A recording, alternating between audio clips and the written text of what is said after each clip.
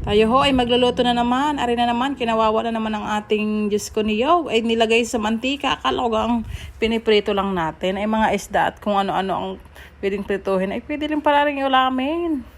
Pagkatapos hinango at nilagay din sa kaserola na walang laman. At tapos ay sinindihan. Ay siya, ihawin pa. Prinito na, inihaw pa ano. Ay grabe. At naku po. Ginawa pa lang parang lutuan niya. Tapos aring orange, ano ba yan? Orange ba yan? Ay, kalabasa. Ayun. Tapos, ayan, minash niya yung kalabasa. Tapos nilagyan niya ng harina. After that, patitigasin niya. Lalagay niya sa ref yan. Nilagyan mo na niya ng harina para hindi dumikit nga naman.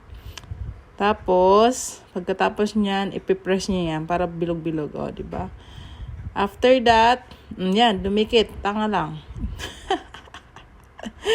Ay, Diyos ko, tapos, are, ano ba to? What is this? Ano yan? Hindi ko alam kung ano yun. Kasi lagyan niya ng dahon ng, ano yun? Gagawa siya ng minatamis. Sukal siguro yun. Sukal na pula. Tapos, gagawa siya ng bilog-bilog. Minatamis. Parang sarap naman, no? Tapos, nag-boil siya ng... Bubuhos din niya yan.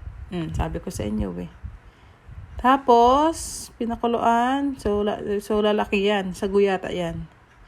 Tapos, nilagay niya ng pampabango. And after that, ano naman to? Niyog yata yan. Okay. Tapos, pagkatapos pipigain niya yan. Ba't kailangan pa iimbudo kung pwede naman idiretso, diga? Ay, nako. Tapos, naglagay ng coconut. Pagkatapos niyan, nilagyan. Tapos, okay. Tapos, pipigain. Okay. So, gatas pala yung kanina. Tapos, yan lang. Ngayon lang niya nilagay yung gata. Nilagyan niya ulit ng pampabango. Tapos, nilagay na sa baso.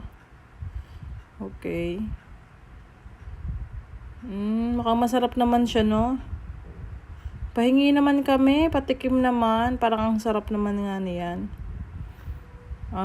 Okay. Pang topping pala yun. Parang sa gugulaman siya. Tapos talagay niya siguro sa taas yung gulaman. Ay, mukhang masarap naman. Minatamis siya. Ganun pala. Mukhang masarap siya. Pa-order. Magkano ang order? Pero doon lang talaga ako natawa sa prenito na niyog kanina.